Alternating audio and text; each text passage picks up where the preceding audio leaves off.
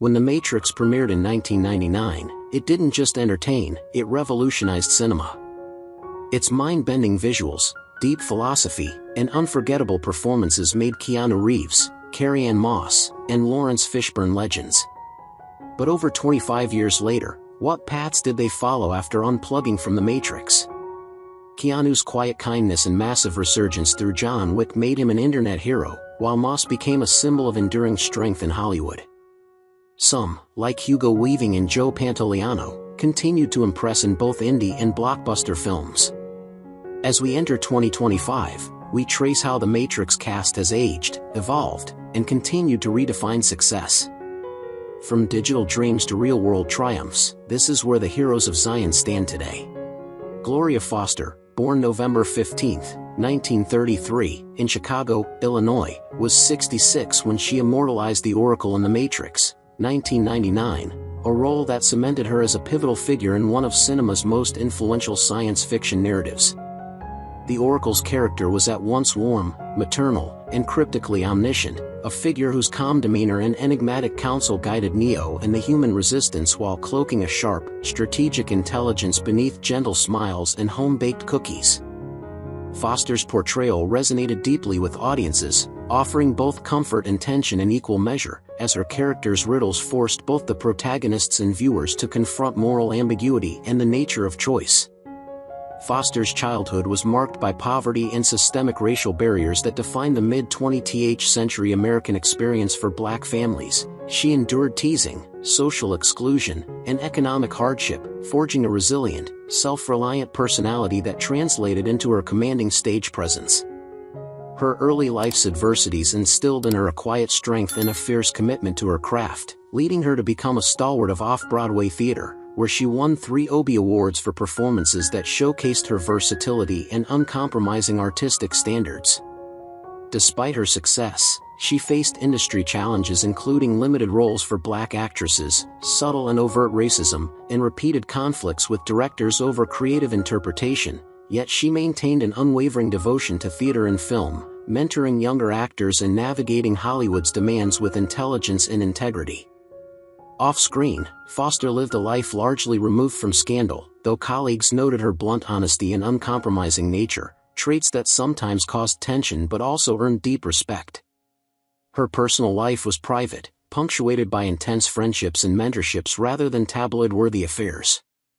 Tragically, Foster passed away on September 29, 2001, at age 67, due to complications from diabetes, leaving a net worth of approximately $5 million, reflecting a life invested in art over opulence.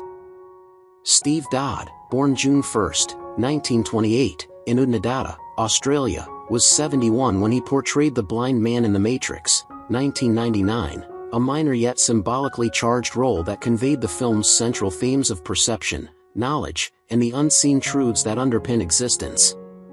The blind man's stoic presence offered a quiet counterpoint to the kinetic energy of the main narrative, embodying an innate wisdom that transcended the superficial and mechanical constructs of The Matrix, making his small screen time resonate profoundly with audiences attuned to subtle narrative cues. Dodd's own life was marked by hardship and perseverance. Growing up in a remote Aboriginal community during the Great Depression, he faced systemic racial discrimination, economic scarcity, and social marginalization, all of which demanded a remarkable resilience and shaped his stoic, dignified presence. He went on to serve in the Korean War, demonstrating courage and discipline that would carry into his later career in film and television, where he fought typecasting and fought to expand opportunities for indigenous actors in a largely white industry. Dodd's career was a study in perseverance, often confined to minor roles despite exceptional talent, with rumors of tension on set stemming from his insistence on professional respect and fair treatment rather than scandalous behavior. Personal challenges included confronting systemic injustice, navigating cultural displacement, and maintaining identity within an industry unaccustomed to valuing indigenous voices. He passed away on November 10, 2014, at age 86, from complications related to pneumonia, leaving an estate likely under $100,000, underscoring a lifetime of cultural contribution rather than financial accumulation. Dodd's legacy transcends net worth, he is remembered as a pioneering Aboriginal actor, a war veteran, and a symbol of quiet defiance against systemic marginalization, whose dignified, measured performances, most notably as the blind man, embodied wisdom, endurance, and the depth of lived experience, ensuring his presence in cinematic history remains profoundly respected and continually studied for the subtle gravitas he brought to every frame. Lawrence Fishburne was born July 30, 1961, in Augusta, Georgia, and at 38, he assumed the role of Morpheus in The Matrix, 1999, the composed, unwavering mentor who embodies faith, vision, and a philosophical rigor that challenges Neo and, by extension, the audience, to question their perceived reality. Morpheus is both guardian and provocateur, calm yet uncompromising, guiding Neo through trials that test courage, perception, and moral integrity. Fishburne's early life was marked by significant adversity. Raised in a single-parent household in the segregated American South, he experienced both material scarcity and systemic discrimination, developing a tenacity and moral seriousness that would permeate his acting choices. He entered the performing arts young, quickly confronting the harsh realities of a competitive industry that often typecast African American actors and subjected them to limited opportunities, causing him to reject roles that lacked depth or perpetuated stereotypes. Scandals were largely absent, though he navigated intense personal and familial pressures, notably the public controversy surrounding his daughter Montana Fishburne's adult film work, which briefly intersected with his professional reputation, and the dissolution of his marriage to Gina Torres in 2018, which involved publicized disputes over property and co-parenting. Fishburne has been known for his perfectionist tendencies on set, commanding respect but occasionally generating friction with directors and cast members when artistic visions diverged. At 64, he maintains an active career across television, film, and voice work, with a net worth estimated at $20 to $30 million. Morpheus remains inseparable from Fishburne's identity, a figure of discipline, intellect, and gravitas. His portrayal of philosophical courage reflects a life of overcoming systemic barriers, navigating the turbulent intersections of fame, family, and personal responsibility, and leaving a legacy as a mentor figure both on and off screen, whose influence continues to resonate in the cultural imagination. Keanu Reeves was born on September 2, 1964, in Beirut, Lebanon, and at 35, he became Neo in The Matrix, 1999, a character whose quiet rebellion and latent power embodied the existential tension between choice and destiny. Neo is a reluctant hero, analytical yet intuitive, and his journey from disillusioned hacker to messianic figure resonated with audiences as an allegory of self-realization and technological alienation. Reeves's childhood was far from idyllic. His father abandoned the family when he was an infant, forcing his mother to move them across multiple countries, including Canada, and leaving Keanu with a sense of instability and the need for emotional self-reliance. He was frequently teased and ostracized in school for his unusual appearance and introverted temperament, experiences that cultivated a profound introspection and resilience. His career trajectory was a roller coaster of early successes and near misses. After breakout roles in Bill and Ted's Excellent Adventure and Point Break, he faced critical backlash in the infamous firing from Back to the Future, replaced by Michael J. Fox, a humiliation that haunted him and shaped his cautious approach to Hollywood. Personal tragedies compounded his challenges, with the stillbirth of his daughter and the untimely death of his partner Jennifer Syme leaving him in periods of deep grief, though he continued working prolifically, often immersing himself in physically demanding and stunt-heavy roles to channel his energy. Off-screen, Reeves became legendary for his humility and generosity, giving away millions to crew members and charities while avoiding the pitfalls of celebrity excess. Today, at 61, he maintains a low-profile lifestyle, commuting regularly on subways, often seen quietly interacting with fans, and manages a net worth of approximately $380 to $400 million, derived from blockbuster franchises, savvy investments, and ventures like Arch Motorcycle Company. Hugo Weaving, born April 4, 1960, in Ibadan, Nigeria, was 39 years old when he stepped into the icy shoes of Agent Smith in 1999's The Matrix, the unyielding enforcer of the system whose disdain for humanity was only matched by his meticulous precision. Smith is methodical, unflinchingly cruel, and paradoxically captivating, embodying the cold inevitability of control and oppression that defines the film's philosophical core. Weaving's early life was punctuated by displacement and cultural transition. Born to English parents in Africa, moving back to Australia, he experienced a childhood of adaptation and quiet social isolation, often masking insecurities behind a sharp intellect and performing talent.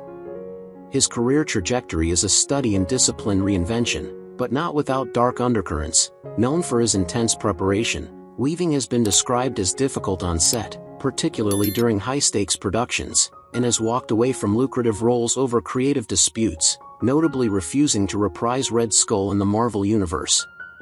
Personal life turbulence includes long-term relationships under media scrutiny, and a notoriously private approach to fame that often led to speculation about aloofness and eccentricity. Despite the outward veneer of control, Weaving confronted bouts of depression and the existential challenge of sustaining artistic authenticity in Hollywood's commercial machinery. Today, at 65, he commands a net worth estimated between $25 to $30 million, drawn from a blend of blockbuster earnings, theater work, and voice acting, a fortune reflecting both critical respect and commercial success. Weaving remains a living paradox, a man who inhabited one of cinema's most memorable villains while maintaining a fierce independence, navigating the Hollywood machine with calculated detachment, and leaving audiences both repelled and mesmerized by his virtuosity. Joe Pantoliano, born September 12, 1951, in Hoboken, New Jersey, was 48 years old when he portrayed Cypher, the morally corrupt, self-serving saboteur in The Matrix, 1999, whose yearning for comfort and betrayal of his comrades made him simultaneously despicable and tragically human. Cypher is cunning, persuasive, and saturated with a sense of existential cynicism, delivering one of the film's most resonant explorations of disillusionment. Pantoliano's formative years were marked by working-class struggles and exposure to rough urban realities, experiences that informed his street-smart performances and imbued his characters with palpable authenticity. His career has seen both acclaim and turbulence. Renowned for his roles in The Sopranos, Memento, and Bad Boys, he has also battled addiction, depressive episodes, and the psychological toll of playing morally complex characters. Pantoliano's openness about mental health issues sparked controversy and admiration alike, challenging Hollywood's silence on addiction and depression while earning him respect as an advocate through his No Kidding, Me Too Foundation. Scandals were largely interpersonal and introspective, including industry gossip over on-set clashes and reputational risks taken by candid interviews revealing the often cutthroat nature of Hollywood. Personal life has had its ups and downs, with relationships and marriages that occasionally fractured under the weight of his career's intensity. At 74, Pantoliano has an estimated net worth of $8 million, accumulated from decades of film and television work that balances critical respect with popular recognition. His life story is a testament to survival, artistic commitment, and personal honesty, a man who portrayed treachery on screen while turning real-life struggle into advocacy, leaving a complex legacy of vulnerability and uncompromising performance. Carrie-Anne Moss was born August 21, 1967, in Burnaby, Canada, and at 32, she became Trinity in The Matrix, 1999, a leather-clad hacker and martial arts specialist whose presence redefined female action heroes with a blend of physical prowess, emotional depth, and unwavering loyalty. Trinity is daring, precise, and quietly passionate, offering audiences a compelling counterbalance to Neo's existential struggle while delivering some of the most iconic action sequences in cinematic history. Moss's formative years were shaped by instability. Her parents divorced during her early childhood, forcing her to navigate financial insecurity and the emotional fallout of familial disruption, cultivating resilience and self-reliance that would later inform the intensity of her performances. She initially struggled to find substantial acting roles, confronting typecasting and the limitations imposed on women in action-centric cinema, which occasionally caused professional frustration and required strategic navigation of her career. While her personal life has remained largely private, balancing marriage to Stephen Roy and raising children, the demands of a global blockbuster schedule created periods of intense pressure and occasional separation from family routines. Professionally, Moss managed to avoid major scandals, though the physicality and high-risk stunts required for her role sometimes led to tension on set and minor injuries, underscoring the cost of authenticity in performance. Today, at 58, she maintains a focused career in both film and television, with an estimated net worth of $3 to $4 million, emphasizing artistic choices over commercial gain. Trinity embodies Moss's ability to channel strength, vulnerability, and discipline, a role that has not only left a lasting impact on the portrayal of women in action cinema but also mirrors her own navigation of personal and professional challenges with composure and strategic foresight, solidifying her as a quiet revolutionary in Hollywood who transformed adversity into a performance legacy that continues to inspire audiences worldwide. Marcus Chung, born July 8, 1967, in Seattle, Washington, was 32 when he brought Tank to life in The Matrix, 1999, the fiery, loyal operator whose technical skill and unwavering courage underpin the Nebuchadnezzar's human resistance. Tank is passionate, fearless, and morally grounded, providing a human heart to the digital chaos around him, a role Marcus executed with raw intensity and kinetic energy. Off-screen, however, Chang's journey has been marked by adversity and confrontation. Raised in a single-parent household, facing systemic challenges and economic hardship, he developed resilience but also a wariness of institutional authority. His career faced a devastating turning point when contractual disputes with Warner Bros. Over sequel compensation led to his being excluded from the Matrix sequels, culminating in a public legal battle that both highlighted the inequities of Hollywood pay practices and effectively derailed his trajectory in mainstream film. Scandals and controversies followed in whispers, some centered on his confrontational interviews and allegations of mistreatment by industry insiders, which branded him a difficult but principled figure. Personal life challenges included financial instability and the struggle to reconcile early fame with later marginalization. Today, at 58, Marcus lives largely outside the limelight, his net worth estimated under $500,000, a stark contrast to the cultural empire his work helped launch. Chang's story is one of brilliance and erasure, a reminder of Hollywood's unforgiving structures and the price of standing up for one's worth, encapsulating a narrative where talent, integrity, and misfortune collide in the shadow of blockbuster legend. Matt Doran, born March 30, 1976, in Sydney, Australia, was 23 when he played Mouse in The Matrix, 1999, a role that brought comic relief, ingenuity, and a distinctive geeky energy to the groundbreaking sci-fi epic. Mouse's eccentricity, obsessive creativity, and endearing awkwardness provided balance to the intense philosophical and action-packed narrative, making him a beloved, if secondary, figure. Doran's childhood was defined by financial instability and familial challenges in working-class Sydney, including periods of neglect and teasing that forced him to develop a strong, self-contained imagination as a refuge. These experiences nurtured his creativity, which later fueled both his acting and his occasional forays into writing.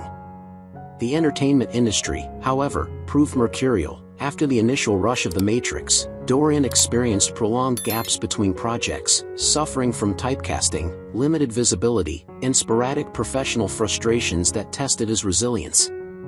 While he avoided personal scandal, interviews revealed deep dissatisfaction with Hollywood's pigeonholing of actors in minor, quirky roles, which sometimes prompted self-doubt and professional tension with agents and casting directors. Doran's personal life remained guarded, yet the pressures of fleeting fame and career uncertainty influenced early relationships, creating intermittent turbulence in his social and romantic life. He maintained focus on independent projects, including Australian cinema and occasional television, rather than chasing high-profile stardom. Today, at 49, Doran has an estimated net worth of $500,000 to $1 million, reflecting acting, voice work, and small-scale creative endeavors. Mouse's role, brief as it was, became a cult favorite, and Doran's professional journey underscores the precarious balance between potential and opportunity, illustrating the long-term impact of early breakout roles in an industry often unforgiving to its marginal figures. Julian Ayerhanga, born December 18, 1972, in Raetihi, New Zealand, was 27 years old when he portrayed APOC in The Matrix, 1999, a calm, stoic, and deadly member of the Nebuchadnezzar crew whose understated presence anchored some of the film's most tense sequences. Apic's loyalty and quiet professionalism made him a grounding figure amid the existential chaos surrounding Neo, Trinity, and Morpheus, and his understated heroism earned him a subtle but lasting place in fans' hearts. Julian's early life was far from idyllic. Growing up in a small New Zealand town, he faced the dual challenges of economic scarcity and the marginalization of his Maori heritage. He endured constant teasing, a lack of encouragement for artistic pursuits, and the pressure to assimilate into mainstream culture, all of which forced him to conceal vulnerability behind a carefully crafted exterior. These experiences shaped a resilient, introspective personality that informed his acting style. Julian's career trajectory, though marked by his breakout in The Matrix, was fraught with difficulties. Hollywood typecasting limited opportunities, financial instability threatened early on, and he frequently encountered projects that dissolved or roles that were recast. Unlike many in the film industry, he remained scandal-free, eschewing tabloid attention while cultivating a reputation for professionalism and cultural advocacy. He transitioned into directing and producing, focusing on indigenous stories and documentaries, most notably exploring the legacy of Once Were Warriors. Personal relationships were kept private, shielding him from the public scrutiny and relational turbulence that often afflict actors. Today, at 52, Julian Arahanga has an estimated net worth of $1 to $2 million, accumulated through acting, directing, and producing in New Zealand and beyond. Though Apic's screen time was limited, Julian's life and career reflect a deliberate pursuit of substance over spectacle, a man who left the simulated chaos of Hollywood for meaningful storytelling, creating a quiet yet enduring legacy rooted in integrity, cultural identity, and artistic authenticity. Belinda McClory, born November 1, 1968, in Melbourne, Australia, was 31 when she portrayed Switch in The Matrix, 1999, an androgynous, fiercely confident crew member whose icy detachment and bold style made her an instantly recognizable figure in cyberpunk cinema. Switch's fearless demeanor, sharp wit, and unwavering independence made her a fan favorite, representing rebellion, gender ambiguity, and a refusal to conform to normative archetypes within a blockbuster framework. Belinda's early life was marked by familial instability and exposure to emotional turbulence, including parental conflict and the challenges of forging an identity within a socially conservative environment, which taught her resilience, self-reliance, and the importance of personal authenticity. These experiences directly influenced her artistic choices, leading to a career emphasizing complexity and subversion rather than commercial conformity. Professionally, McClory cultivated a reputation in theater and Australian cinema for daring, thoughtful performances, yet she occasionally clashed with Hollywood producers and agents over creative integrity, resisting roles that compromised her vision or marginalized women in action genres. While she avoided mainstream scandal, her outspoken critiques of gender bias and inequities in the entertainment industry provoked debate and, at times, subtle professional friction. Personally, she maintained privacy, carefully navigating relationships and professional alliances, often prioritizing creative freedom over public recognition. Today, at 57, McClory's net worth is estimated at $1 to $2 million, accumulated through stage work, screen roles, and selective film projects. Switch's minimal screen time belied the cultural impact of the character, and Belinda's life mirrors that paradox, understated yet influential, principled yet uncompromising. Anthony Ray Parker was born on May 13, 1958, in Saginaw, Michigan, and was 41 when he assumed the role of Dozer in The Matrix, 1999, the steadfast Nebuchadnezzar pilot whose loyalty and quiet toughness made him the emotional anchor for the crew. Dozer is pragmatic, disciplined, and a stabilizing presence, the type of character whose calm demeanor hides a fierce determination, a mirror to Parker's own disciplined approach to martial arts and stunt work. Yet Anthony's off-screen narrative diverged sharply from the heroics of Dozer. His childhood in Michigan was turbulent, marked by economic hardship, absentee parenting, and the pressure of fitting in as a black boy in a predominantly white community, experiences that instilled both resilience and a simmering anger he would struggle to manage publicly. Career-wise, Parker's trajectory after The Matrix was plagued with instability, Despite his role in a global blockbuster, he faced legal troubles, including assault allegations in New Zealand, which cast shadows over his professional reputation and limited major opportunities in Hollywood. Known to be candid and sometimes volatile, Anthony occasionally clashed with directors and peers, fueling rumors of a short temper and difficulty navigating the politics of the film industry. Personal life challenges compounded these issues. Relationships were often strained by his unpredictable career and bouts of public scrutiny, leaving periods of isolation and estrangement from close family members. Despite the setbacks, Parker pursued independent film projects, martial arts demonstrations, and stunt choreography, channeling his energy into controlled outlets. Today, at 67, he maintains an estimated net worth of $250,000 to $500,000, a modest sum compared to the global reach of the Matrix franchise, yet a testament to resilience in the face of adversity. His life story is a cautionary tale, a man whose talent and early cinematic impact were undeniable, but whose personal demons and external controversies have kept him largely in the shadows of Hollywood fame, forever the unsung guardian of the Nebuchadnezzar. Robert Taylor was born on February 7, 1963, in Melbourne, Australia, and was 36 when he took on the role of Agent Jones in The Matrix, 1999, the equally ruthless counterpart to Agent Brown, whose mechanical efficiency and cold detachment epitomized the omnipresent threat of the Matrix. Jones is calculating, merciless, and disturbingly calm in the face of chaos, a character whose intensity resonates even in his minimalist screen time, reflecting a disciplined professionalism that Taylor himself cultivated in his acting career. Robert's early life in Melbourne was marked by economic instability and parental absence, leaving him to develop self-sufficiency and a stoic exterior from a young age.